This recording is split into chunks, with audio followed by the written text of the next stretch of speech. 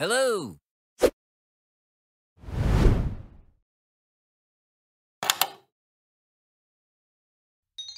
Salam sejahtera kepada semua. Hari ini, kita akan membincangkan soalan kertas 2 percubaan SPM 2021 bagi MRSM.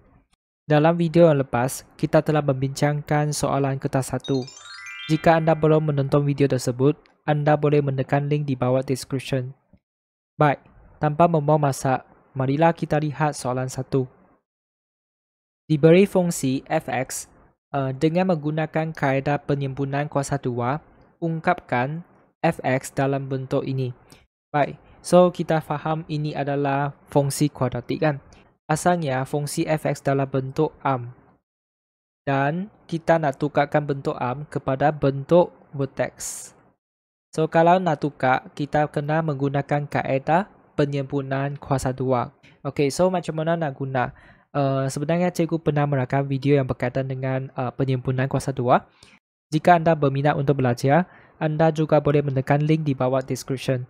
So, saya akan salin soalan dulu. Fx negatif 4x kuasa 2 tolak 4x tambah 2. Ini adalah fungsi kuadratik dalam bentuk arm.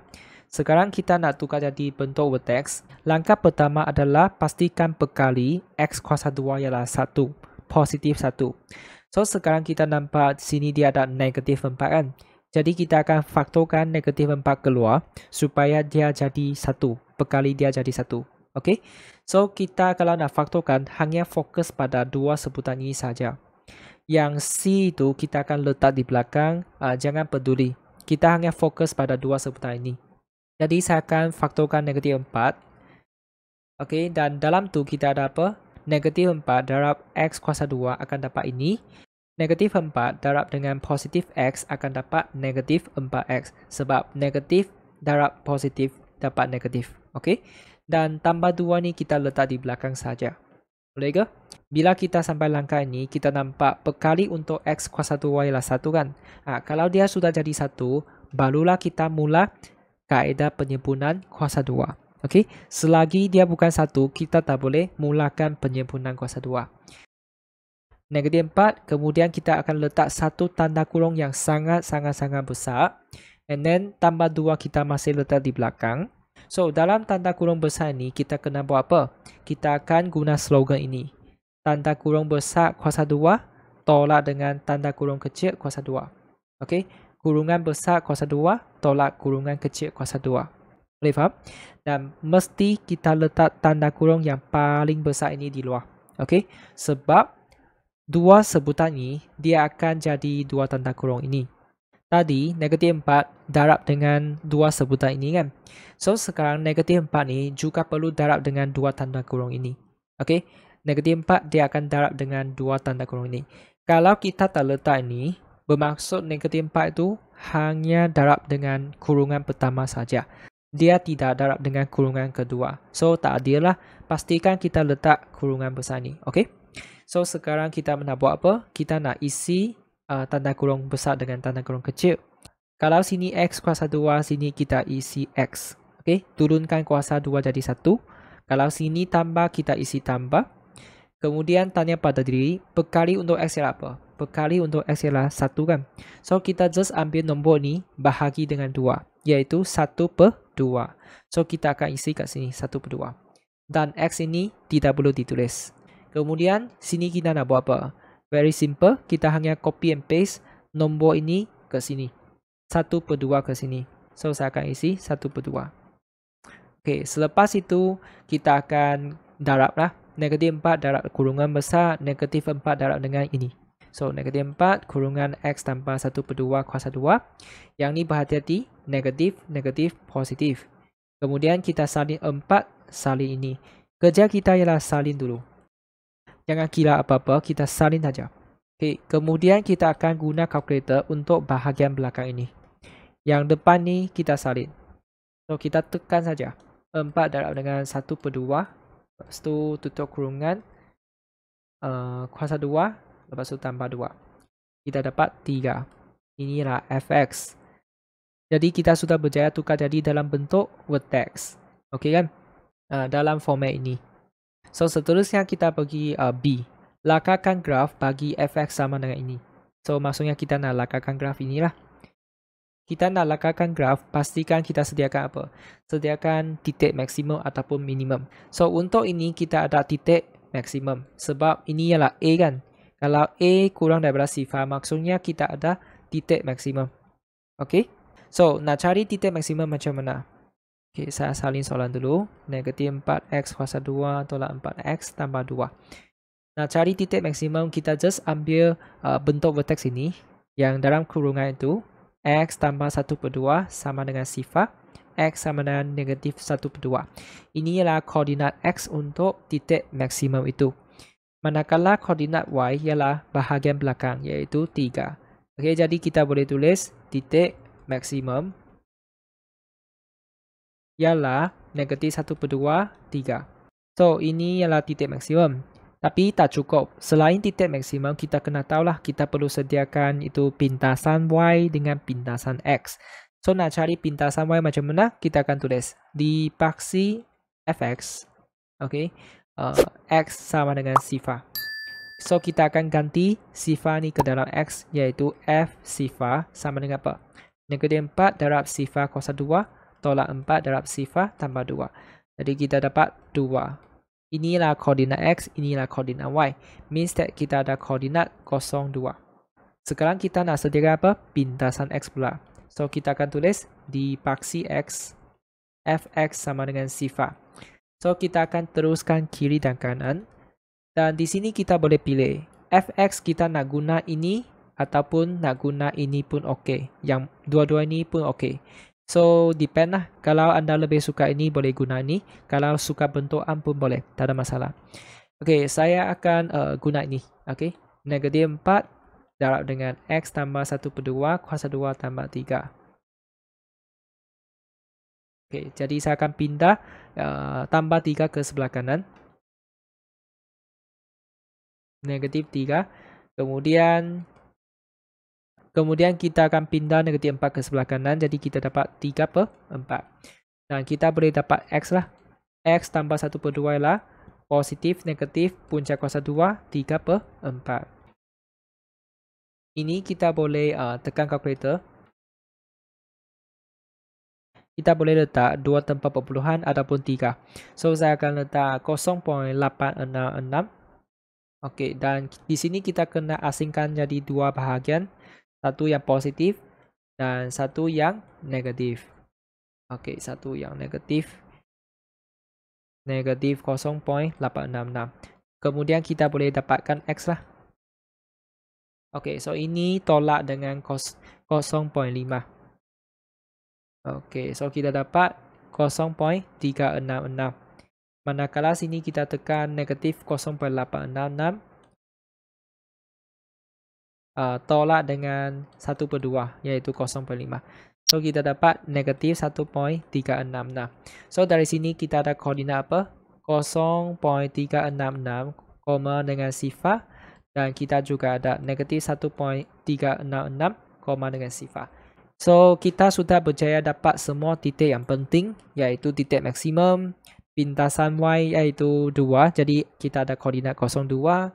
Kemudian kita ada pintasan x. Dan di sini kita ada 2 koordinat. So, jumlahnya 4 koordinat. So, kalau nak lakar, kita kena mula dari mana? Mula daripada titik maksimum lah. Ini adalah nombor negatif dan nombor positif kan. So, saya boleh buat macam ni. Okey. Sekarang titik maksimum ialah negatif 1/2, 3 kan. Agak-agak ialah di sini lah. Okey, di sini. So, saya akan buat di sini. Okey, kemudian kita ada apa? Paksi simetri kan. Ini paksi simetri tak logis pun tak apa. Tapi boleh bantu kita nampak dia punya shape lebih senang sikit lah. Okay, so biasanya saya akan buat macam ni. Saya akan lakar dulu and then baru label.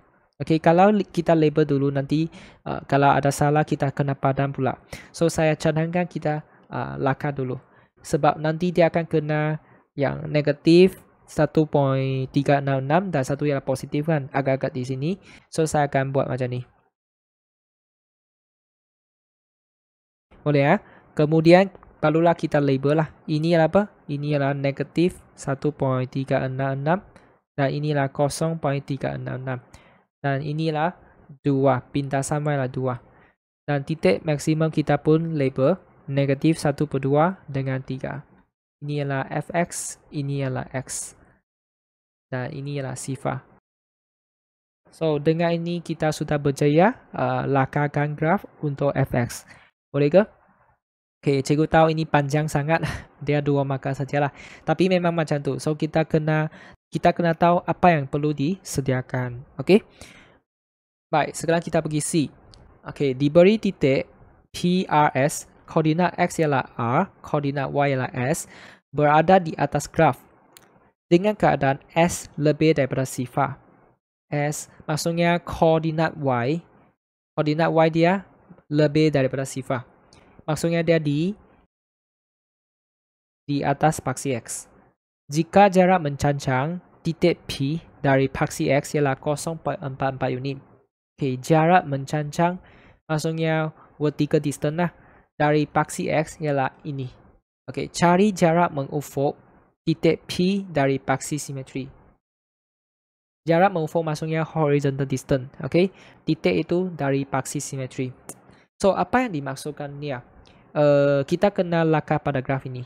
Okay, dia kata apa? RS kan, S lebih besar daripada sifar kan. Dan dia kata jarak mencancang dari paksi X ialah 0.44 kan. Maksudnya kita angkat macam ni lah. Okay, let's say titik P kat sini. Titik P mungkin kat sini ataupun mungkin kat sini. Sebab dia cakap ini ialah berapa unit? 0.44 kan. 0.44. Either dia di sini ataupun dia di sini lah. Okay. So inilah PRS. Either dia di sini ataupun di sini. Okay. Saya letak 2 titik ni pada paras yang sama sebab dia kata 0.44 kan. Okay. Dia nak apa sekarang? Dia nak jarak mengufuk P dari paksi simetri. Means that kita kena cari jarak ini. Dari sini sampai sini. Dari titik ini sampai sini berapa? Ataupun dari titik ini sampai sini berapa? Ini ialah paksi simetri kan. Okay, so apa yang kita perlu buat? Sekarang kita ada jarak mencancangkan 0.44 kan. Means that yang S tu ialah 0.44 lah. Okay, sebab ini ialah koordinat Y kan. Koordinat Y kita ada. Kita nak cari koordinat X. Okay, so koordinat X mungkin dia berada di sebelah kiri iaitu negatif. Mungkin dia berada di sebelah kanan iaitu positif. Okay, so kita akan start dari mana? Start dari koordinat Y. Kita ada PR 0.44 kan. Dan titik ini terletak pada graf kan. Maksudnya koordinat X dan Y ni memuaskan fungsi kuadratik ini. Okay, so saya akan salin dulu. Fx sama dengan negatif 4x kuasa 2 tolak 4x tambah 2. Sekarang kita boleh guna dua maklumat ini masuk ke dalam. Fa sama dengan 0.44. Betul tak? Objek ialah A, image ialah ini. Kemudian kita teruskan kiri dan kanan. Tujuannya untuk cari nilai-nilai A tu. So, kita boleh dapat negatif 4A kuasa 2 tolak 4A tambah 2 sama dengan ini. Kemudian mungkin saya boleh pindah semua ni ke sebelah kanan. 4A kuasa 2 tambah 4A. Yang ni tolak 2. Negatif 1.56.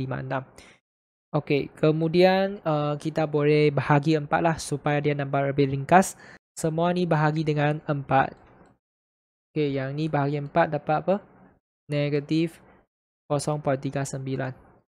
Okey, then saya pusing balik.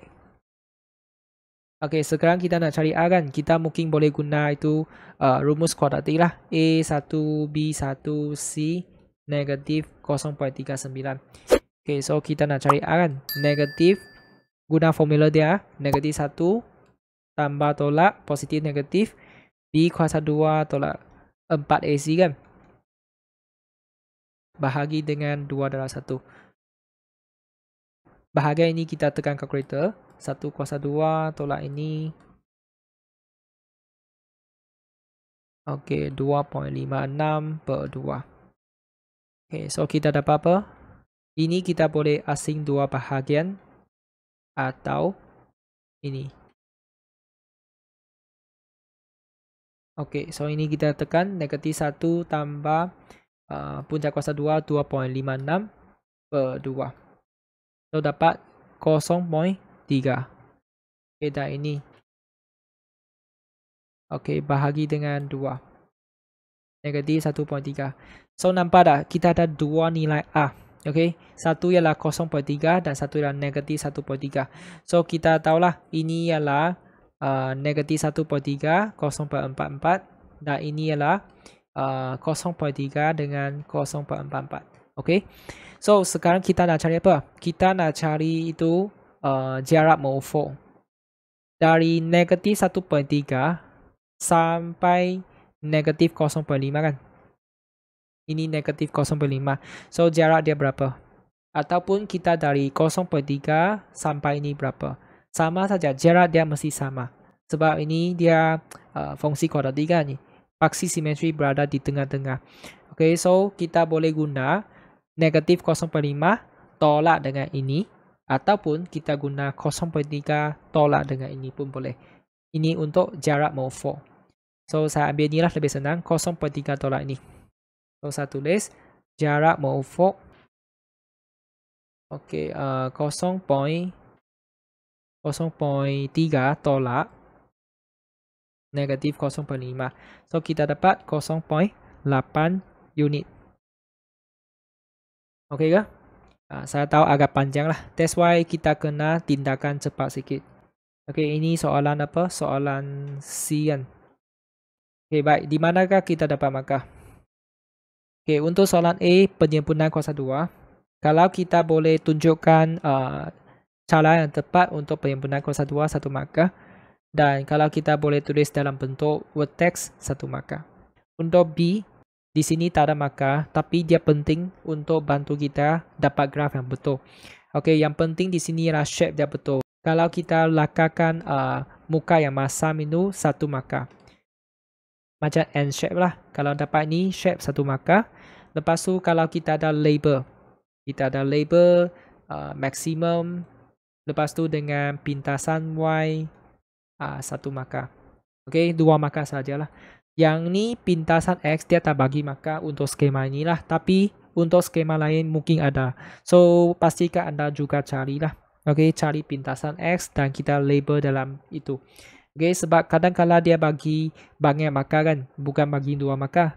So masa itu penting. Okay, kita kena cari pintasan X juga. Okay, so ini 2 markah.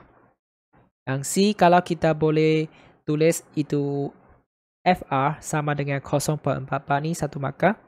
Kemudian kita dapat itu ni jarak berufuk 1 markah.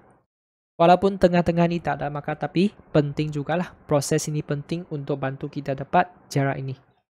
Okay ke? Saya rasa markah dia macam terlalu kurang lah untuk soalan 1. Okay, kalau tak ada masalah, kita pergi soalan 2.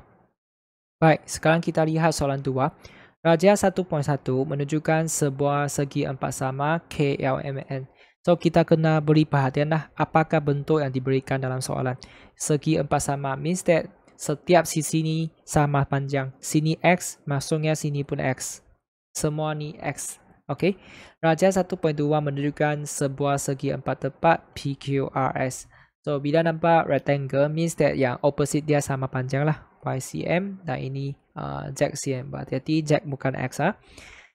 Diberi bahawa jumlah perimeter bagi kedua-dua segi 4 ialah 68 cm. Jumlah perimeter. Maksudnya kita ambil jumlah panjang ini dengan jumlah panjang ini. Sama dengan 68. So, bila kita nampak ayat seperti ini, kita akan tukarnya dalam bentuk matematik. Maksudnya kita akan salin tajuk jumlah perimeter yang ni adalah sama dengan 68. Panjang segi 4 tepat PQRS Y 4 cm lebih daripada panjang segi 4 sama KLMN. Okey, ayat ni sangat-sangat panjang. Tapi senang saja. Kita akan tukar ayat ni juga dalam bentuk matematik. Tak apa, kita buat perimeter dulu. Boleh tak? Buat perimeter dulu. One by one. Okey, perimeter saya akan tulis macam ni. Jumlah perimeter. Jumlah perimeter sama dengan 68. And then kita akan teruskan kiri dan kanan. Okey, ini ada berapa X? 4X kan? So, saya akan tulis 4X. Sini ada berapa Y? 2Y. dengan 2Z. So, saya akan tulis 2Y dengan 2Z. 68. Semua ni bahagi dengan 2. So, saya dapat 2X tambah Y tambah Z sama dengan 68 bahagi 2. So, dapat 34. So, ini adalah persamaan pertama. Sekarang kita pergi yang maklumat kedua. Ini saya padam dulu. Kita fokus pada ayat kedua. Panjang segi 4 tepat PQRS iaitu Y. Kan? Inilah panjang dia kan. Y ini 4 cm lebih daripada panjang segi 4 sama KLMN. So, tanya pada diri, panjang segi 4 sama ini apa? X kan? X. Okay, so dari sini kita boleh tulis apa? Y sama dengan X tambah 4. Betul tak? Y sama dengan, sebab dia kata 4 cm lebih daripada X kan? Means that X tambah 4. So, senang saja. Kita akan tulis di bawah Y sama dengan X tambah 4 persamaan kedua. Okay, kemudian dia bagi apa? Nisbah lebar. Ini tentang lebar pula. Lebar segi 4 tepat maksudnya Z lah. Z. Nisbah Z kepada lebar KLMN ialah 3 kepada 4. Jadi berdasarkan ayat ni kita akan tukar jadi matematika. Z, nisbah Z kepada X ialah bermaksud sama dengan, kemudian ini 3 kepada 4. So, saya akan salin ini di bawah Z kepada X 3 kepada 4. Kita tahu kan, bila nampak ada titik bertindih nisbah ini, kita boleh tukar jadi per. Z per X sama dengan 3 per 4. Okay, kemudian saya mungkin boleh pindah X ke sebelah kanan. Z sama dengan 3 per 4 X. Okay, ini adalah persamaan 3. Kita ada X, Y, Z kan. So, di sini kita fikirlah macam mana nak cari X, Y, Z. Rasanya menggunakan kaedah penghentian lebih senang kan. Sebab di sini kita sudah ada Y, ada Z kan. Y dalam sebutan X, Z dalam sebutan X. Apa kata kita masukkan 2 dengan 3 masuk ke dalam persamaan 1. Okay, gantikan 2 dan 3 ke dalam 1. Gantikan persamaan 2 dan 3 ke dalam 1. Okay, so kita akan tukar Y jadi ini, tukar Z jadi ini. Jadi saya dapat 2X tambah X tambah 4 tambah dengan 3 per 4X. Simple saja kan. Kemudian tekan kalkulator lah. 2 tambah 1X tambah 3 per 4. 15 per 4X tambah 4 sama dengan 34. Pindah 4 ke sebelah kanan. Dapat 30. Okay, so 30 bahagi answer lah. Okay, dapat 8. Okay, lepas tu kita boleh cari Y dari 2. Dari 2, Y sama dengan apa? 8 tambah 4. Y sama dengan 12. Kemudian kita boleh cari Z. Dari 3, Z sama dengan 3 per 4 X kan. So, ini tekan kalkulator dapat 6. Ini saja. So, kita ada X 8, Y 12 dan Z 6. Boleh? So, bila kita dah dapat jawapan, kalau boleh kita semak jawapan lah. 8, 12 dan 6. Kita boleh masukkan ke dalam persamaan 1, 2, 3. Okay, saya catat di sini ya. X 8, Y 12 dan Z 6 kan. Semak sekejap saja. Kita masuk ke dalam sini. So, kita tekan 2 darab 8 tambah dengan Y ialah 12 tambah dengan Z ialah 6 dapat 34. Okay, kalau sama maksudnya memuaskan inilah. And then persamaan 2. Okay, ini Y ialah 12 kan. Okay, 12. Dan sebelah kanan ialah X tambah 4. Means that 8 tambah 4. 12 kan. Kalau sama means that memuaskan. And then persamaan 3. Okay, sebelah kiri ialah Z iaitu 6. Sebelah kanan 3 per 4 darab 8. 6 juga. Okay, kalau sama means that memuaskan. Okay, kalau memuaskan semua ni maksudnya jawapan kita tepat. Okay. Baik, di manakah kita boleh dapat markah? Kalau kita boleh bentukkan semua persamaan ni betul, 1 markah. Okay, kalau ikut skema dia kata sekurang-kurangnya 2 lah. Kalau 1, 2, 3 ni kita at least 2 betul dan kita dapat 1 markah. Sekarang ni kalau Alice 2 betul 1 markah. Okay, kemudian kalau kita boleh tunjukkan let's say kaedah penggantian ataupun kaedah penghapusan pun boleh. So inilah kaedah penggantian kan 1 markah. Kemudian kalau kita boleh dapat nilai X tepat 1 markah. Lepas tu nilai Y 1 markah, nilai Z 1 markah. Okay, so jumlahnya 5 markah. Inilah soalan 2. Kalau tak ada masalah, kita pergi soalan 3. Raja 2 menunjukkan taman tema mini berbentuk semi bulatan dengan pusat O dan jejari 16 meter. Okay, so di sini dia tak label untuk kita kena label sendiri ya. Ini pusat O kan, maksudnya O sampai S, O sampai R, O sampai Q, O sampai P, semua ini ialah jejari kan, iaitu 16 meter. Jadi saya boleh catat macam ni. Okay. Selepas itu kita boleh fokus pada bawah sektor SOR. SOR mana? SOR. Maksudnya bahagian biru dengan kuning sektor ni kawasan bagi permainan ball pool dengan panjang perentas SR ialah 12 meter. Ini ialah perentas kan. Okey.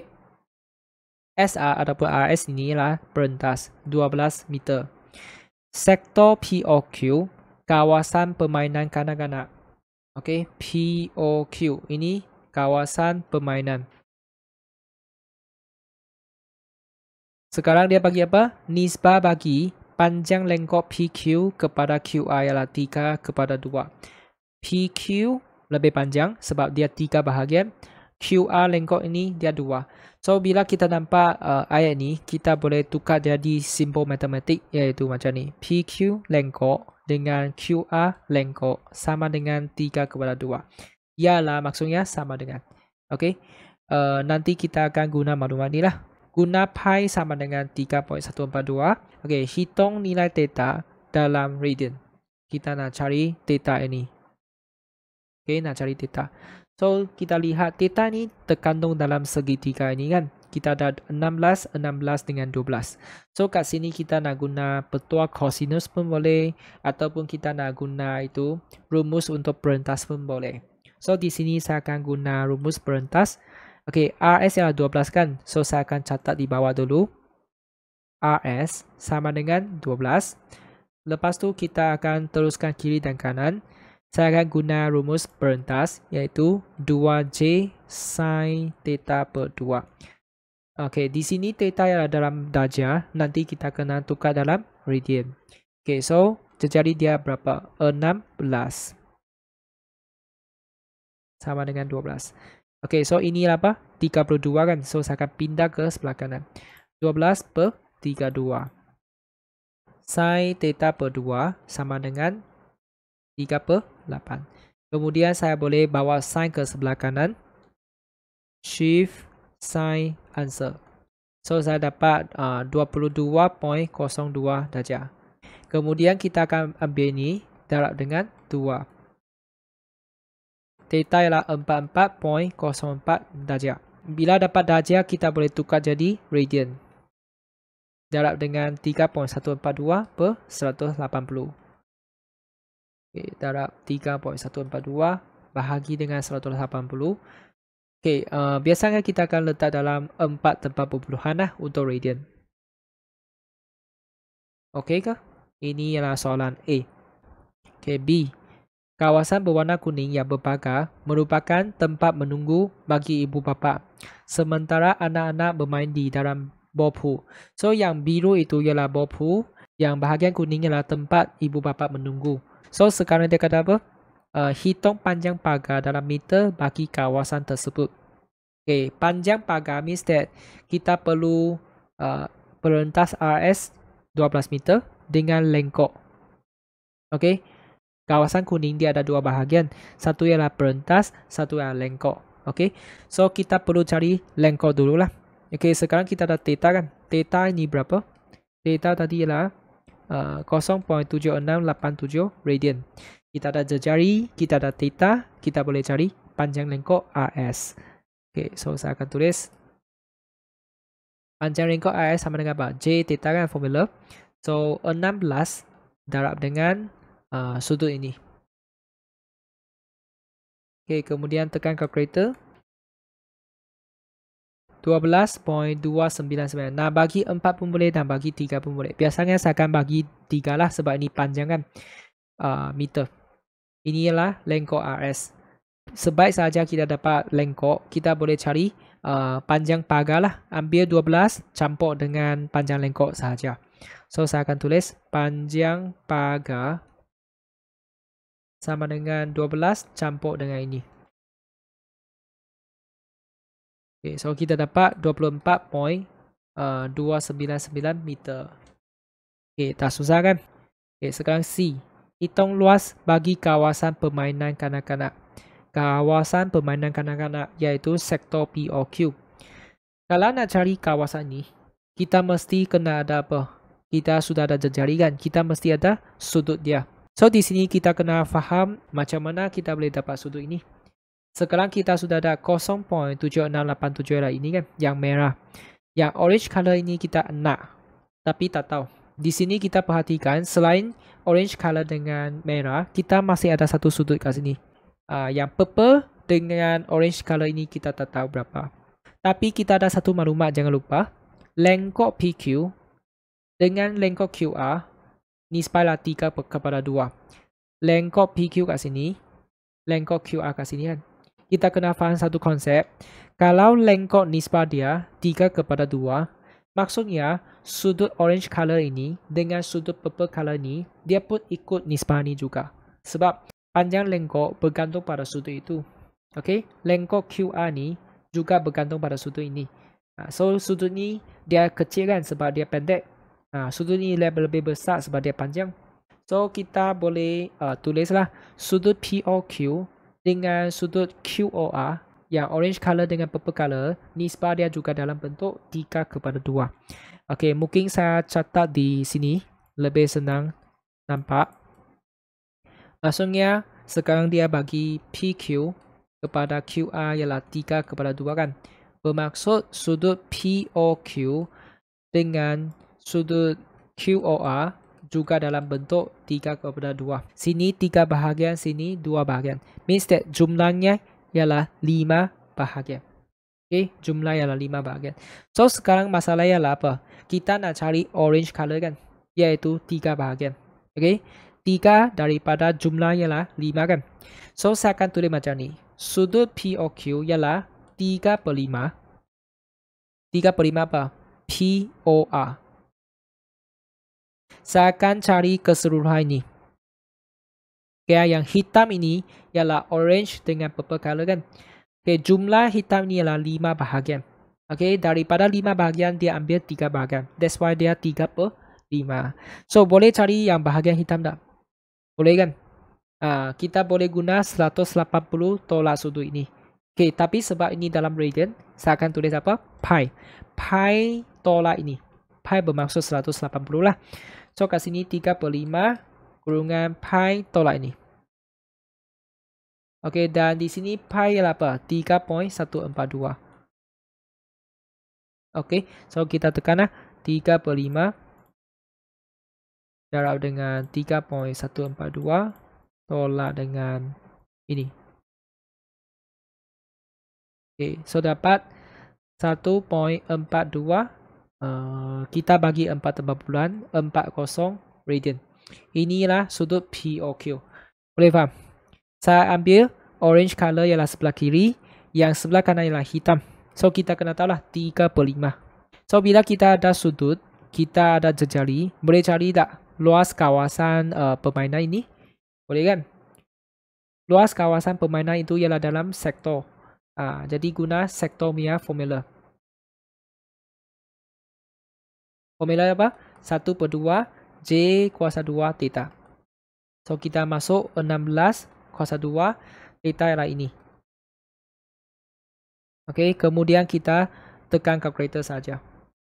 Okey, 1/2 darab dengan 16 kuasa 2 darab dengan 1.424 sifar. Okey. 182.272 meter 2. Nah, bagi 2 tempat perpuluhan pun okey, tak ada masalah. Okey, so di manakah kita dapat markah? Untuk soalan A dia 1 markah. Kalau kita dapat radian itu tepat 1 markah. Untuk B dia bagi 3 markah.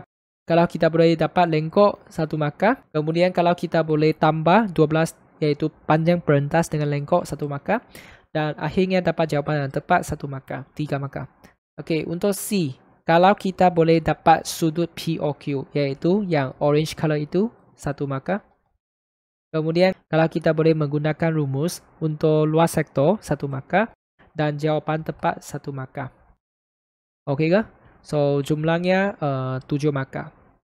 Okey, ini soalan 3. Okay, kalau tak ada masalah, kita bincang soalan 4. Buktikan identiti ini.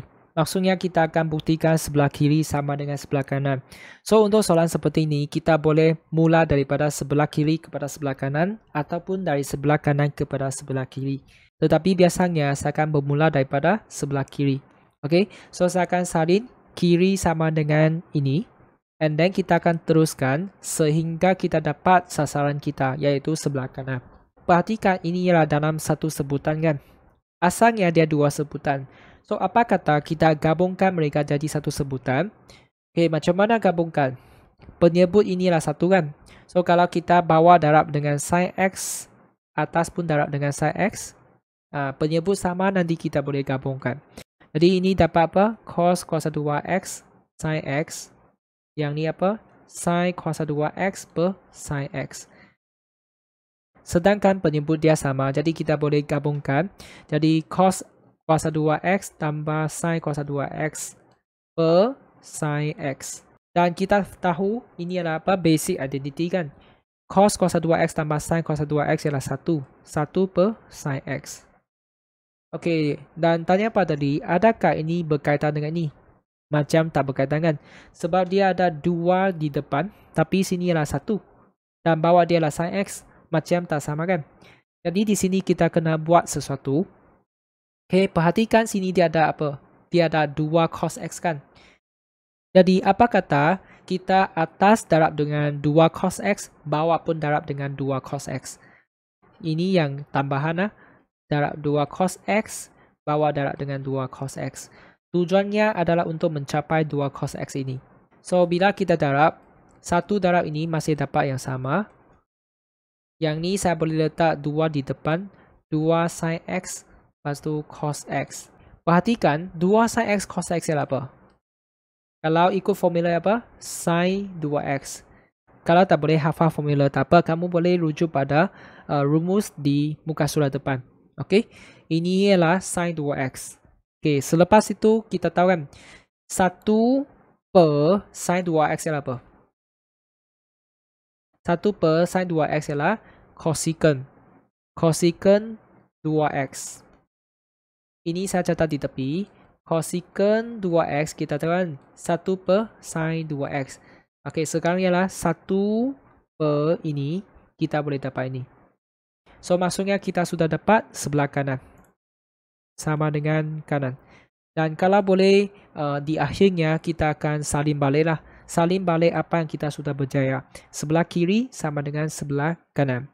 So, saya akan tulis cos kuasa 2X per sin X tambah dengan sin X sama dengan ini. Ini macam satu kesimpulan lah. Maksudnya kita sudah berjaya buktikan sebelah kiri sama dengan sebelah kanan. So, di manakah kita boleh dapat markah? Kalau kita boleh darab 2 cos X per 2 cos X ini, 1 markah. Kemudian kalau kita boleh tukarkan 2 sin X cos X kepada sin 2X ni 1 markah. Dan akhir sekali kita boleh tukar 1 per sin 2X jadi cosecant 2X ni 1 markah. Jumlahnya 3 markah. Kalau tak ada masalah, kita pergi soalan 4B. Okay, baik, untuk soalan 4B, laka graf Y sama dengan modulus sin X untuk X antara 0 dengan 2 pi. Okay, so di sini kena berhati-hati lah sebab kadang-kala sini ialah 0 sampai pi. Kita kena ikut domain yang diberikan lah sampai 2 pi. Dan sini sebenarnya dia ada teknik menjawab. Kita biasanya akan sediakan satu jadual untuk XY, kemudian baru lakakan graf. Tapi bukan semua orang guna cara itu. Kalau anda berminat nak tahu dengan selanjutnya, anda boleh menonton video yang saya rakam sebelum ini. dalam video itu ada secret macam mana nak lakarkan graf trigonometri dengan sangat mudah. Saya akan tunjukkan step by step. B1, Y sama dengan modulus sin X. 0 hingga 2 pi kan. Kalau anda menonton video tersebut, saya dah share satu teknik menjawab. Okey, kita beri perhatian pada perkali X, iaitu 1. Betul tak? 1. So, saya ada formula. Saya ada bina satu formula yang tersendiri, iaitu alpha sama dengan 1 per B darab dengan pi per 2. Ini formula tak dapat dalam mana-mana buku sebab formula ini saya create sendirilah. B kat sini apa? B ialah perkali X, iaitu 1. Ini nampak 1 ini. So, kita akan isi 1 di dalam B. 1 per 1 darab dengan pi per 2. So, next time, kalau anda tak tahu macam mana nak lakar graf, kita boleh buat macam ni. Okey, apa itu sebenarnya alpha? Sekarang alpha adalah pi per 2 kan? Means that nanti kita sedia satu jadual XY kan? Kita akan start dari sifar. Kemudian, nombor yang seterusnya adalah pi per 2. Ini adalah kegunaan alpha lah. Boleh? So, ini pi per 2 berapa darjah? Sebenarnya adalah 90 darjah. Oleh sebab ini 90 darjah, yang seterusnya ialah 180 darjah kan. So, macam mana dapat nilai X yang seterusnya? Very simple, kita hanya darab 2. Ini darab 2 dapat pi. Kemudian, ambil nombor ini darab 3, kita dapat 3 pi per 2. Kemudian, ambil nombor ini darab 4 dapat 2 pi. Betul kan? 4 per 2 dapat 2. So, ini cara yang sangat-sangat mudah. Darab 3, kemudian darab 4. Okey ke? Sebaik saja kita ada semua nilai X ini, kita boleh cari Y. Sangat senang. Kita hanya perlu key in dalam kalkulator sin X. Okey, kita tekan sin X. Okey, saya tunjuk yang ni dia tak ada modulus. Sebab kalkulator yang lama dia tak ada modulus kan. So, saya tunjuk macam ni saja. Kita tekan ini and then calculate. Kita masuk sudut. Tapi pastikan kita masuk dalam darjah lah. Sebab ini degree kan. Dia bukan radian. Ini semua dalam radian. So, saya akan masuk 0. Dapat 0. And then ini apa? 90 darjah kan. Kita tekan 90. Jangan masuk pi per 2. Masuk 90. So, kita dapat 1. So, berhati-hati. Modulus 1 dapat 1. Kalkulator saya terletak modulus. Tapi sini ada modulus kan. Modulus 1 dapat 1. Kemudian, kita masuk 180. Okey, modulus sifar dapat apa? Masih dapat sifar kan? Okey, yang seterusnya 270. Okey. Dapat negatif 1. Berhati-hati. Ini apa? Modulus negatif 1 akan dapat 1. Jadi kita akan isi 1 kat sini. Jangan isi negatif 1. Dan akhir sekali 360. Dapat sifar. Kalau sifar senanglah. Modulus sifar masih dapat sifar. Okay, dengan ini kita dapat semua pasangan XY yang cantik dan kita boleh terus lakarkan di sini. Okay, so selain sifar kita ada berapa X? 1, 2, 3, 4 kan? Kalau ada 4 nilai X, biasanya saya akan minta pelajar guna 2 cm lah. Okay, dalam kertas jawapan anda tak ada kotak-kotak ini. So kita akan guna pembaris ukur lah 2 cm, 2 cm macam tu. Di sini saya anggap 5 kotak ini sama dengan 2 cm. So, kita akan guna 5 kotak. 5 kotak. 1, 2, 3, 4. Okay. So, saya akan isilah ni pi per 2, pi, 3 pi per 2, 2 pi. Selepas itu, Y. Y dia ada apa? 0 dengan 1 saja kan? So, di sini pun sama. Kalau boleh kita guna 2 cm lah. Kalau 1 cm macam terlalu kecil. So, saya guna 2 cm. Langsungnya saya ambil 5 kotak. Okay. So, sini 5 kotak ialah 1. Okay. Lepas tu kita boleh ikut lah. Ikut sini kita plot. Macam mana plot deh? Sini 0, 0. Maksudnya kat sini. Lepas tu pi per 2 ialah 1. Kemudian X ialah pi. Y ialah sifar. Maksudnya di sini. Kemudian 3 pi per 2 ialah 1. Di sini. Dan 2 pi Y lah sifar di sini. Means that graph dia macam ni. Okay. So, saya akan sambung lah. Okay, cantik. Lepas tu kita akan letak persamaan graph di sini. Y sama dengan modulus sin X. Boleh kan? Okay, ini saja. Ini B1. Sekarang kita pergi B2. Seterusnya, dengan menggunakan paksi yang sama, laka satu garis lurus yang memuaskan bersama ini. Okay, modulus sin X, ini adalah graf yang kita laka tadi. Sama dengan K. Dengan keadaan K adalah pemarah. Okay, so garis yang kita nak laka ialah apa? Ini adalah sebelah kiri, ini adalah sebelah kanan. Yang sebelah kiri, tadi kita sudah lakakan graf. Yang sebelah kanannya apa? Y sama dengan K. Kita nak lakakan garis ini supaya menghasilkan 4 bilangan penyelesaian. Maksudnya, graf ini dengan graf ini, bila mereka bersilang, pastikan dia ada 4 titik persilangan. Boleh faham? Okay, nyatakan julat bagi nilai-nilai K. Julat untuk nilai-nilai K. Okay, baik. So, saya akan salin soalan dulu. Dia bagi apa? Modulus sin X sama dengan K kan? Ini ialah graf Y sama dengan modulus sin X. Dan sebelah kanan ialah K, maksudnya Y sama dengan K ialah garis yang kita perlu lakakan. Tapi kita nak lakakan di mana? Kita nak pastikan graf ini bersilang dengan graf Y sama dengan modulus sin X ni. Dia ada 4 titik persilangan. Okay, so kita fikirlah. Kalau kita letak di sini, boleh ke? Mungkin saya tukar warna. Kalau saya letak di sini, boleh tak? Boleh kan? Sebab kalau saya letak di sini, dia akan potong 4 titik. Nampak tak? 1, 2, 3, 4. Kalau saya letak di sini, boleh. Kalau saya letak di sini, boleh tak? Boleh juga kan? Sebab dia masih dapat 4. 1, 2, 3, 4. Okey? Tapi kalau saya letak di atas, tak boleh. Kalau saya letak di sini, tak boleh.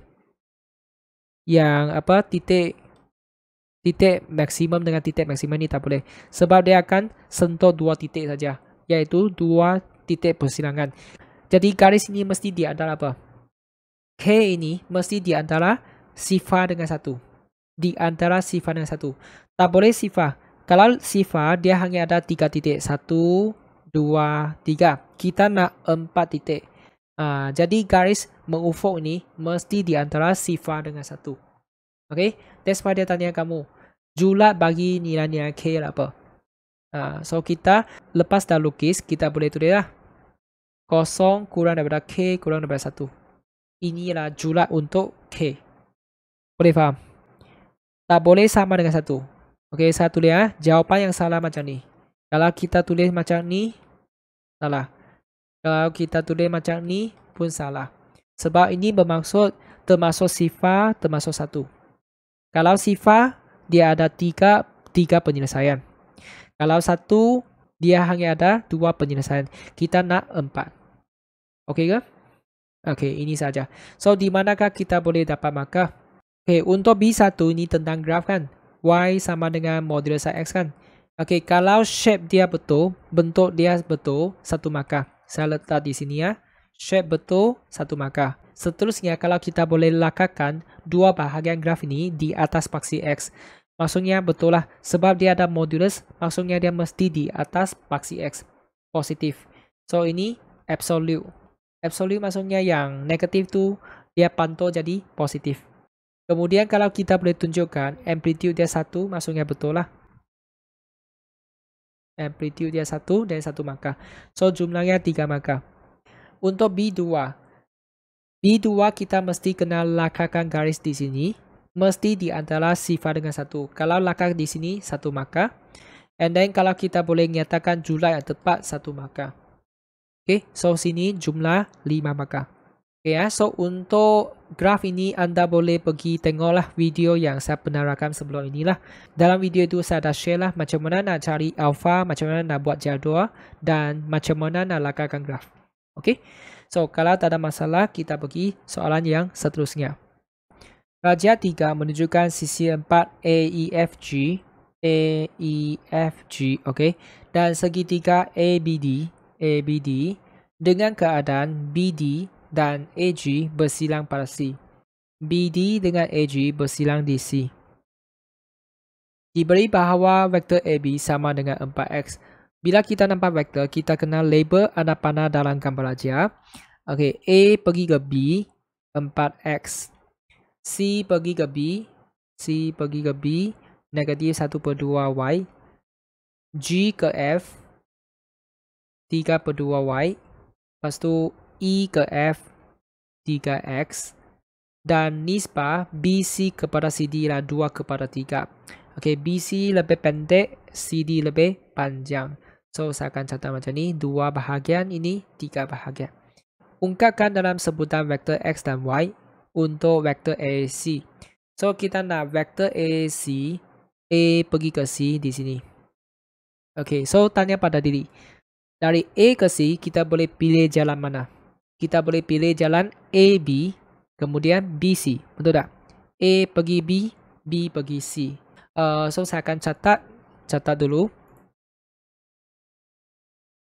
AC sama dengan AB tambah dengan BC.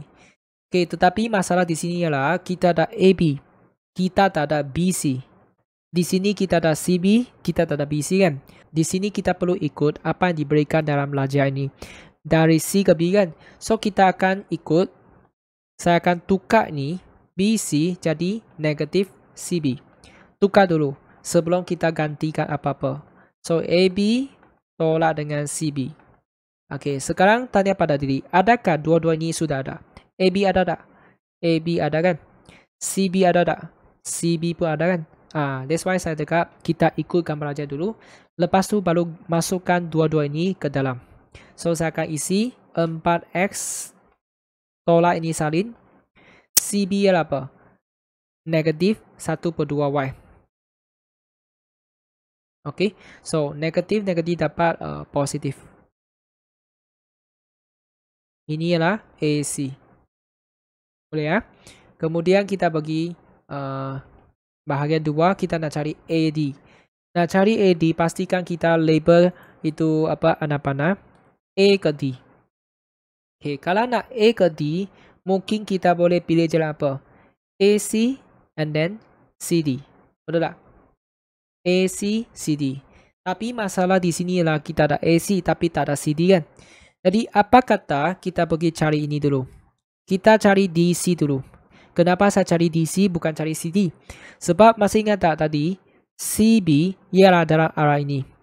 Okay, kalau kita nak cari DC, lebih senang berdasarkan nisbah ini. Nanti kita boleh tukar jadi CD, jangan takut. Kita cari DC dulu. So, DC macam mana? Okay, nak cari DC means that 3/2 CB. Kita kena tahulah 3 ini untuk DC, 2 ini untuk CB. DC ada 3 bahagian. CB dia ada 2 bahagian. Yang atas untuk sebelah kiri, yang bawah untuk sebelah kanan tu. So, kita kena pandai tulis hubungan inilah. So, CB sudah ada, kita masuk ke sini saja untuk dapat DC. Okay, so saya akan tulis DC sama dengan 3/2 CB. Darab dengan negatif 1/2Y. So, negatif 3/4Y. Inilah DC. Sebaik saja kita dapat DC. Okay, boleh cari AD tak? Boleh kan? AC tambah dengan CD.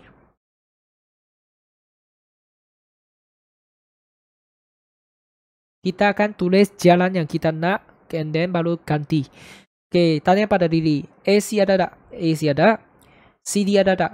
CD tak ada tapi kita ada DC kan? So, kita akan ikut DC. So, kita akan tukar ini. Tukar ini jadi negatif DC. Positif, negatif, negatif. Kemudian kita baru ganti balik. AC ialah jawapan tadi. 4X tambah 1/2Y. DC ialah ini. Negatif 3/4Y. Boleh kan? Ini saya letak di bawah dulu. So, 4X. Kita salin lah. 4X. 1/2 tambah 3/4.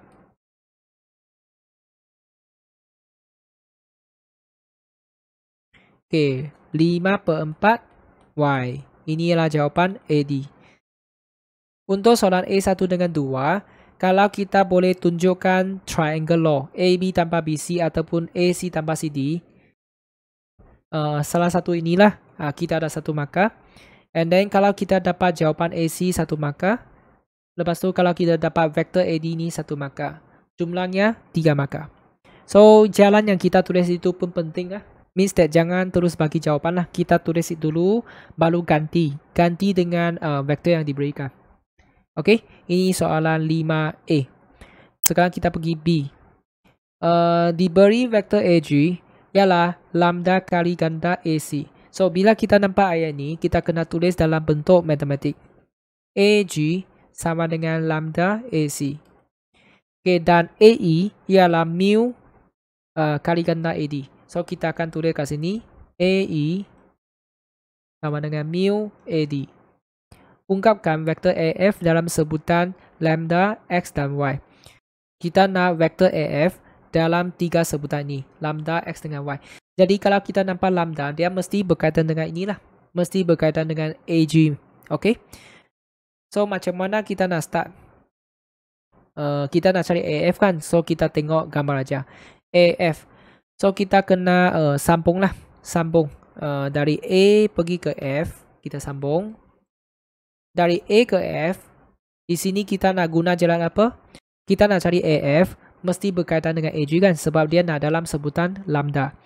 Okay. So nak pakai jalan AG boleh tak? A ke F kita boleh pakai jalan AG tambah dengan GF. Boleh kan? AG tambah GF. So saya akan catat di sini. AG tambah dengan GF. So AG adalah apa? Lambda AC. GF tadi saya nampak ada kan? 3/2Y. Okey, dan masih ingat tak? AC tadi kita bahagian A sudah dapat kan? 4X tambah 1/2Y. Kita boleh masuk ke sini.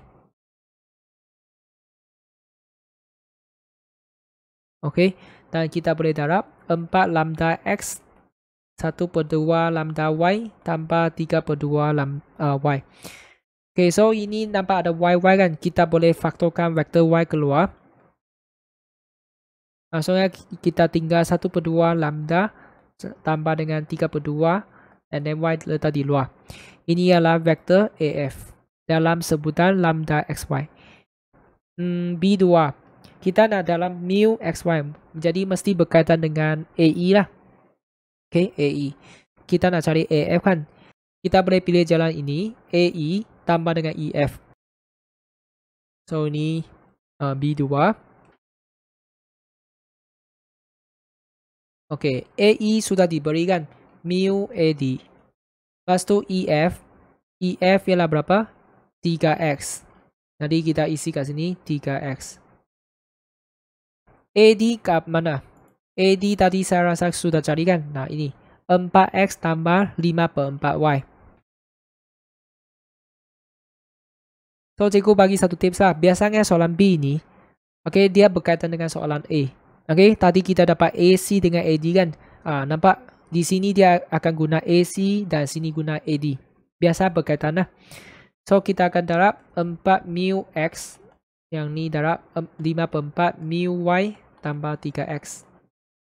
So, X dengan X ni boleh gabung bersama. 4 mu tambah 3. X tambah 5/4 mu Y.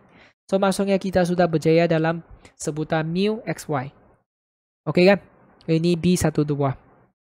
Seterusnya, cari nilai lambda dengan nilai mu. Boleh cari tak? Boleh kan? Sebab mereka dua-dua nilai AF. Maksudnya, sebelah kanan ini sama dengan ini. Jadi, saya boleh tulis ini. 4 lambda X tambah ini. Salin dulu. Ini sama dengan ini.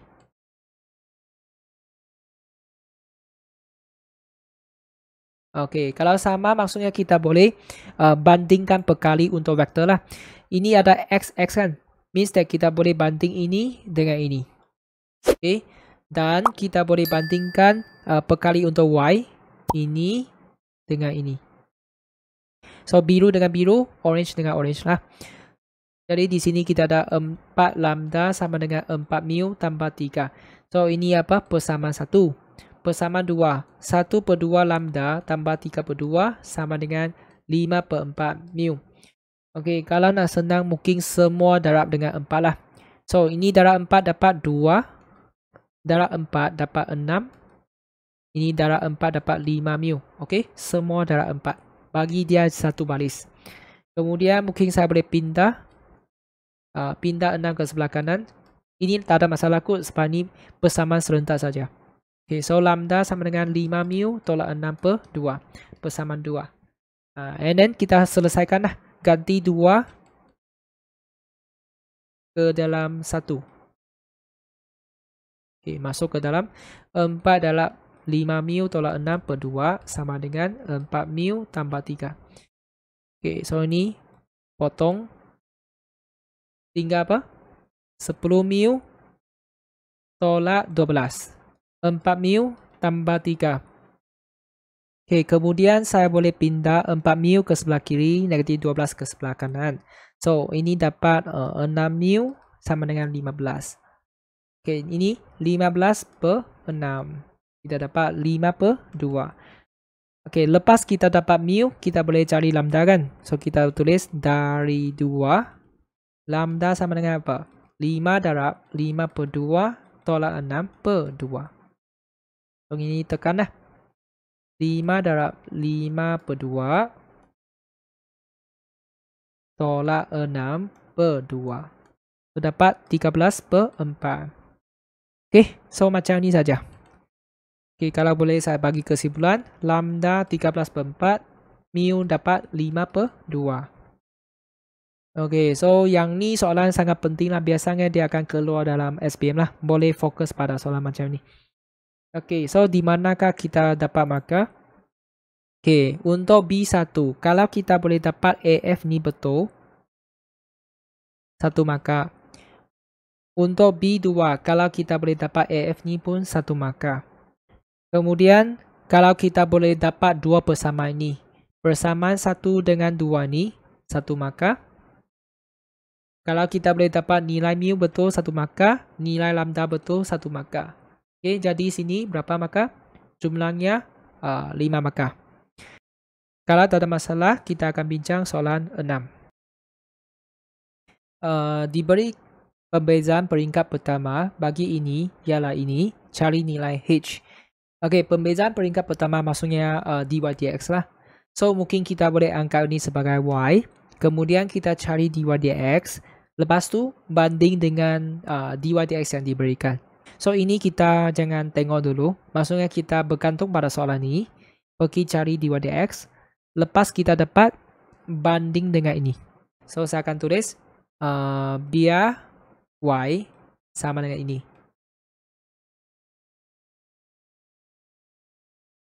Oh, di sini kita nak cari dy dx kan. Kita kena tahulah petua apa? Petua hasil darab. Sebab kita ada ungkapan algebra pertama dengan ungkapan algebra yang kedua. Di sini ada darab kan. So, kita akan guna petua hasil darab. Okay, so petua hasil darab very simple. Kita hanya copy apa? Kita hanya copy and paste yang ungkapan yang pertama. Dan kita bezakan ungkapan yang kedua. So, sekarang kita fokus pada ini. Bezakan ini. Okay, so depan dia apa? 1 kan? 1 darab 4, 4. Okay. Kemudian kita salin balik ini. Turunkan kuasa jadi 3. Lepas tu, bezakan sebutan dalam tanda kurung. So, bezakan X kuasa 2 dapat 2X. Okay kan? Okay. Kemudian kita nak tambah kan? Tambah ini. X kuasa 2 tambah 5 kuasa 4. Bezakan 3X. Bezakan 3X dapat 3. Okay. Selepas itu, kita pemudahkan ni. 4 darab 2X, 8X kan? 8X. Yang ni kita salin. Yang ni 3 saya letak di depan. Okey. 3x dalam 8x 20. 4x kuasa 2.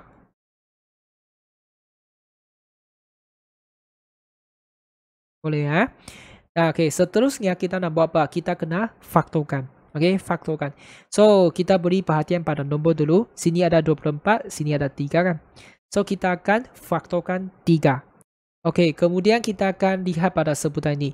Sini X kuasa 2 tambah 5 kuasa 3 kan? Ini kuasa 4 kan? So, kita akan faktorkan kuasa yang lebih kecil iaitu kuasa 3 keluar.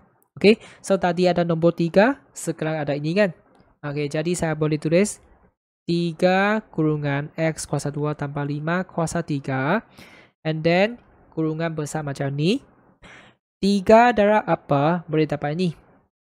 3 darab 8x kuasa 2. Betul tak? Okey.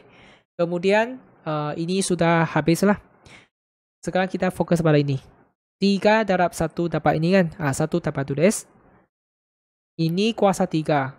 Darab dengan apa? Kuasa 1. 3 dengan 1 akan dapat 4. Boleh? Okay, kemudian kita boleh permudahkan sebutan di dalam kurungan. 8x kuasa 2 tambah x kuasa 2, 9x kuasa 2 tambah 5. So, inilah dy dx.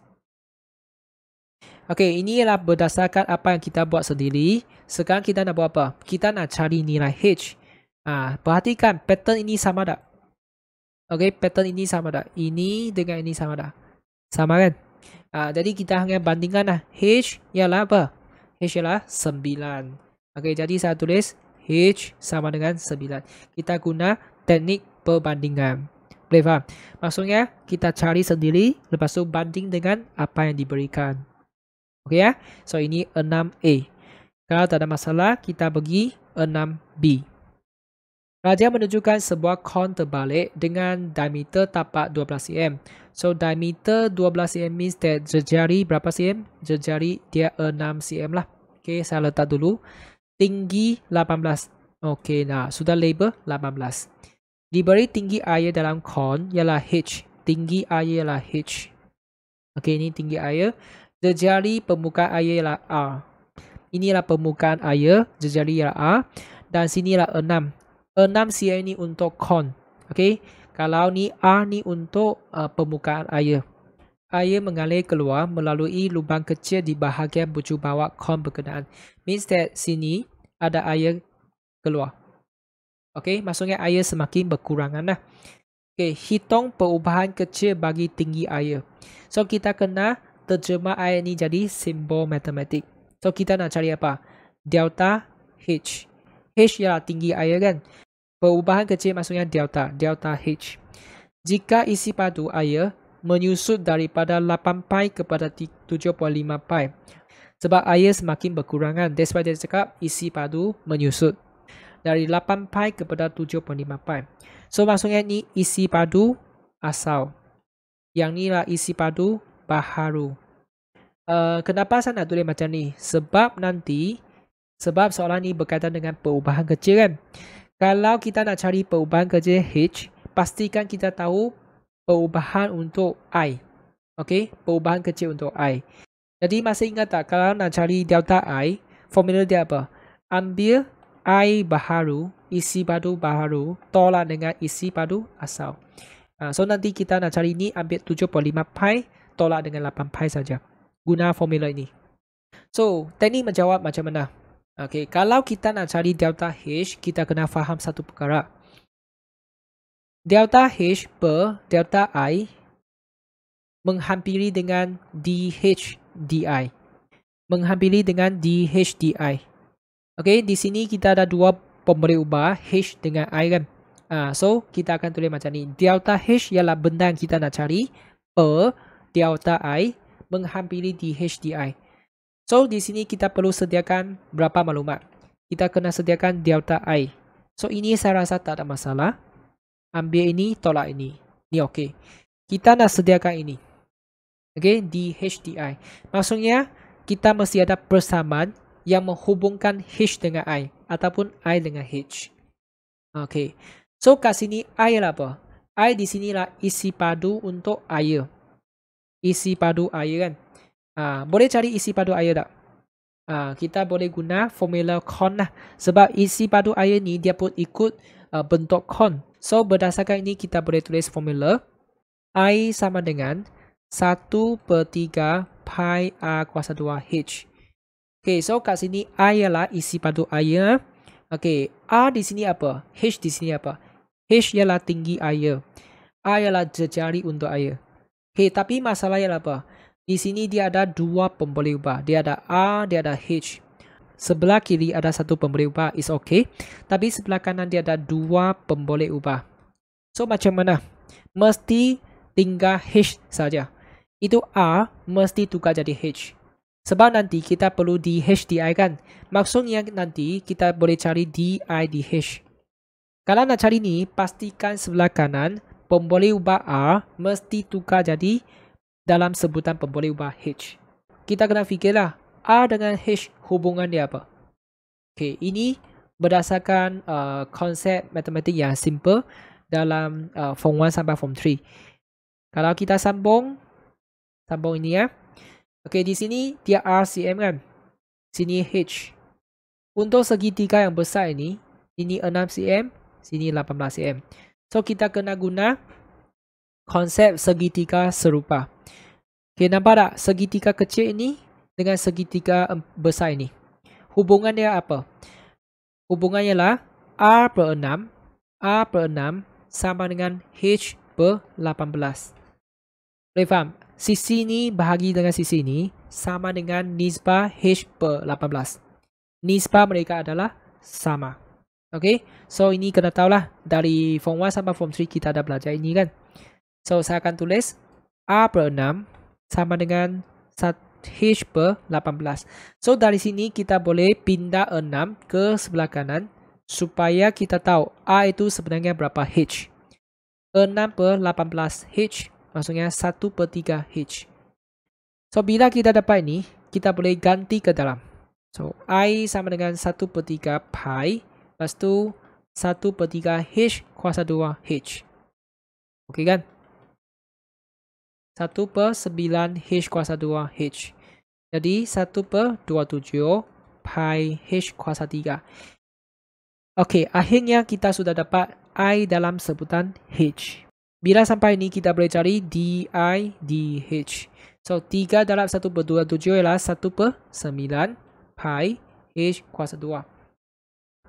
Apabila kita dapat ini, kita kena fikir H itu sebenarnya dia nilai apa? Macam mana dapat nilai H itu? Okey, sebenarnya boleh cari. Pastikan H ini dia isi H asal. Okey, macam mana kata H asal? Tadi masih ingat tak dia bagi isi padu asal ialah 8 pi kan? Berdasarkan 8 pi, kita boleh cari H asal dia berapa. Okey, so saya akan catat di sini. I asal sama dengan 8 pi. So kita akan teruskan kiri dan kanan. Okey, I ialah apa? 1/27 pi H kuasa 3. Dan sini pi boleh potong. Pindah 27 ke sebelah kanan. 216. Okey, dengan ini kita boleh cari H lah. Punca kuasa 3. Kita dapat 6. Maksudnya kalau I asal ialah 8 pi, maksudnya H asal ialah 6 cm. So nanti sini kita boleh isi 6. So saya boleh tulis dH sama dengan 1/9 pi 6 kuasa 2. So ini 36 kan? 36 bahagi 9 dapat 4 pi. Kita sudah dapat dH. So dH dapat nanti dH tak ada masalah, jangan risau. Okay, delta I boleh cari tak? Delta I boleh kan? Ambil baharu tolak dengan asal tu. Okay, so saya akan tulis delta I sama dengan 7.5 pi tolak 8 pi. Negatif 0.5 pi. So sebaik saja kita dah sediakan dua maklumat ni. Then kita baru tulis itu formula lah. Kita akan tulis ini di bawah. Delta H per delta I menghampiri dH di. Okay, then kita isi. Delta I ialah negatif 0.5 pi. Okay, ini kita nak tukar jadi sama dengan punca apa? Okay, sama dengan dH di maksudnya apa? Tadi di dH kan? So maksudnya ini terbalik 1/4 pi. Kemudian kita pindah ini ke sebelah kanan. Pi dengan pi boleh potong, tinggal ni. Okay, tekan negatif 0.5 bahagi dengan 4. Negatif 1/8. Ataupun nak tulis dalam perpuluhan pun okey. cm. Boleh kan? Ini adalah perubahan kecil bagi tinggi air. Okey ya, saya tahu ini agak panjang. So di manakah kita boleh dapat markah? Okay, macam ni. Kalau kita boleh dapatkan itu, okay, ini A kan. A sama dengan 1/3H kan. Kalau dapat ini, okay, dengan delta V, delta I sini. Dua ni serentak ni satu markah. Okay, ini dengan ini satu markah saja. Kalau ikut skema lah. Salah satu ini kalau boleh tunjuk satu markah. Kalau kita boleh dapat I dalam sebutan H, satu markah. Kalau kita boleh dapat nilai di IDH, satu markah. Lepas tu kalau kita boleh tulis rumus. Rumus ini kemudian kita ganti, satu markah. Dan kalau kita dapat jawapan tepat, satu markah. Okay, so jumlahnya 5 markah.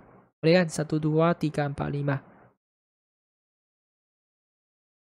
Okay, kalau tak ada masalah, kita lihat soalan 7. Hasil tambah ke tak terhinggaan bagi janjian geometri ialah 6. Bila kita nampak soalan ni, kita kena terjemah ayat dia jadi simbol matematik. Hasil tambah ke tak terhinggaan ialah 6. Maksudnya S infinity sama dengan 6. Okey, janjian geometri ya. Hasil tambah dua sebutan pertama ialah ini. So, hasil tambah tak semestinya kita tulis S. Kita boleh tulis T. T1 tambah T2 sama dengan ini. Sebab hanya sikit nombor saja. Jadi tak payah tulis S lah. Kita tulis T1 tambah T2 cukup. Okay. Cari nisbah-nisbah sebelumnya yang mungkin. Maksudnya kita nak cari A. So mungkin kita dapat dua nilai A lah. Sebab dia cakap nisbah-nisbah sebelumnya kan. So berdasarkan dua maklumat ni. Kita boleh dapatkan nilai A. Okay. Kita guna rumus untuk S infinity. Okay, ini kiri, ini kanan. Kita teruskan. Formula dia apa? A per 1 tolak A. Okay. Mungkin kita boleh pindah 1 tolak A ke sebelah kanan. Okay, jadi kita dapat A sama dengan 6 tolak 6A. Ini persamaan 1. Okay. Kemudian kita akan buat yang ni. T1 tambah T2. Okay, sama juga kita akan teruskan kiri dan kanan. Okay, T1 ialah apa? T1 ialah A kan? T2 ialah A kan? Kalau ikut rumus untuk geometri. Ini saya tulis 16/3. Lebih senang. Okay, ini persamaan 2. Kita boleh gantikan 1 ke dalam 2. Gantikan 1 ke dalam 2. A boleh ganti dengan ini kan? Masuk ke sini. 6 tolak 6A tambah dengan A saya letak di depan darab dengan 6 tolak 6A sama dengan 16/3. Kan? Kemudian kita permudahkan. Ini 6A, ini negatif 6A kuasa 2. So perhatikan yang ini boleh dimasukkan. Kita tinggal 6 tolak ini saja. So saya boleh pindah 6 ke sebelah kanan. Okay, negatif 6A kuasa 2 sama dengan ini. 16/3 tolak dengan 6. Negatif 2/3. So ambil ini bahagi negatif 6. 1/9. So di sini kita kena cari nilai A kan. Nilai-nilai A. So positif negatif 1/9. Okay. So maksudnya kita dapat 1/3. A 1/3 ataupun A sama dengan negatif 1/3. Tak susah kan? Okay, so di manakah kita boleh dapat markah? Kalau kita boleh tulis ini, guna rumus infinity dengan ini. Kalau kita boleh tulis salah satu ini, satu markah. Kemudian kalau kita boleh tunjukkan kaedah penggantian ataupun penghapusan, maksudnya kita selesaikan secara persamaan serentak. Okay, ini satu markah. Dan kalau kita boleh dapat jawapan yang tepat untuk A ni, satu markah. So jumlahnya 3 markah. Boleh kan? Okay, kalau tak ada masalah, kita lihat 7B. Okay, semasa penularan wabak virus selesama di bandar A, anggaran kadar jangkitan meningkat setiap hari. Setiap hari meningkat sebanyak apa? Sebanyak 15% dari hari sebelumnya. Diberi bahawa pada 1 Julai bilangan kes ialah 30. So inilah hari pertama kita ada 30 kes. Cari anggaran jumlah kes bagi bulan Julai. Kita tahu kan bulan Julai ada berapa hari? Bulan Julai ada 31 hari. 31 hari. Okay, so inilah hari pertama dia ada 30 kes kan. So di sini kita kena nyatakan lah. Mungkin kita buat satu jadual lebih senang faham. Saya tulis tarikh ya. Ini tarikh ialah 1 Julai, 2 Julai, 3 Julai. Okey, sehingga 31 Julai. So di sini kita ada TN, T1, T2, T3 dan seterusnya. Okey, so ini T1 sampai ini T3 kan. Maksudnya ni T31 kan. Kita nak cari jumlah bilangan kes untuk Julai. Okey, so maksudnya nanti kena cari S31 lah. Okey, selain tarikh dengan TN, kita akan catatlah bilangan kes. Bilangan kes original ada berapa? 30 kan. So dia kata meningkat berapa peratus? Meningkat 15%. Maksudnya ambil ini darab 115/100. Okey, kita tekan. Okey, dapat 34.5. Okey, walaupun inilah bilangan kes kan, tapi jangan pergi bundakan jadi apa nombor bulat. Kita biar saja. Okey, kemudian ambil ini masih darab 115/100. Sebab dia kata setiap hari meningkat 15% kan. So kita akan senaraikan 3 sebutan lah. So kat sini ialah apa? Janjang geometri kan. A30, A ialah ini 34.5/30.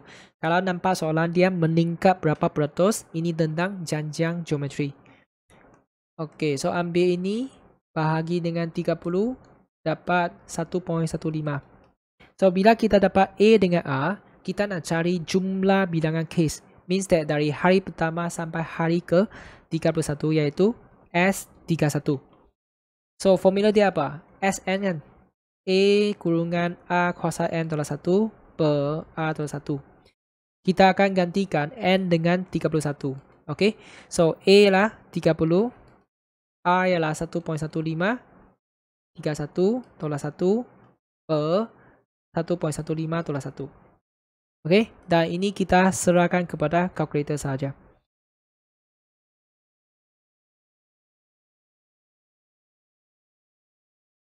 Okay, boleh kan? Kita type semua ni ke dalam dan tekan sama dengan. So, kita dapat 15028.71. Okay, tapi sebab inilah jumlah bilangan kes kan. So, kita boleh buntakan kepada nombor yang paling dekat. So, kita boleh buntakan jadi 15029.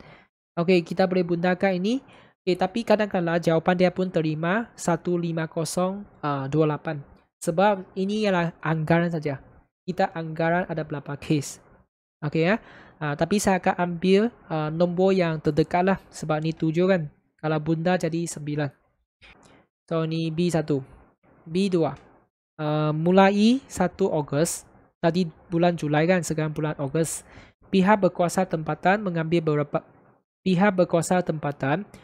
beberapa langkah pencegahan bagi menangani wabak ini. Diberi bahawa bilangan kes baharu pada 1 Ogos dan 31 Ogos ialah ini dan ini. Okey ya. Sekarang 1 Ogos ialah hari pertama untuk Ogos kan. 31 Ogos ialah hari terakhir untuk Ogos. So ada kes macam ni dengan kes macam ni. So maksudnya ini ialah T1. Dan ini ialah apa? T31. Betul tak? So dia cakap apa? Tentukan anggaran kadar jangkitan baharu di antara 1 Ogos hingga 31 Ogos. Anggaran kadar. Maksudnya kita nak cari A itu. Kita nak cari A. Okey, tadi A untuk B1 ialah berapa? 1.15 kan. Ini untuk bulan Julai. Sekarang kita nak cari bulan Ogos punya A berapa. Lepas tu dia cakap apa? Adakah langkah-langkah diambil memberi kesan yang positif? Berikan justifikasi anda. So sekarang kita cari A dulu. Bila dapat A, kita boleh buat kesimpulan. Sama ada itu langkah-langkah yang diambil pihak berkuasa tempatan, dia kesan positif ke ataupun kesan yang negatif. Okay, so kita kira A dulu. Kita ada A, kita ada T31 kan. So saya catat di sini.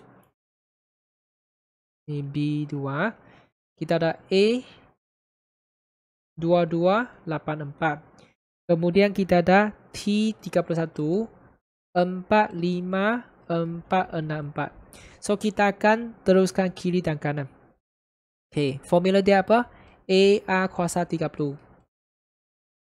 Kemudian kita boleh ganti ini 2284. Pindah nombor ni ke sebelah kanan.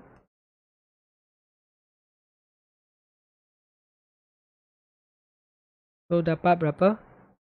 19.9054. Okey, kemudian kita boleh ambil apa? Punca kuasa 30 untuk nombor ini.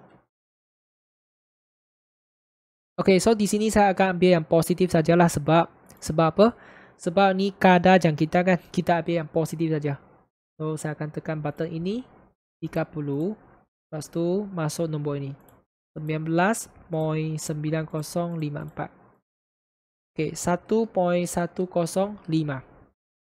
Kamu tengok, adakah nombor ini dia lebih kecil ke banding dengan Julai ataupun lebih besar? Tadi Julai macam ni kan, 1.15. Ini 1.105. Bermaksud apa? Bermaksud dia sudah turun.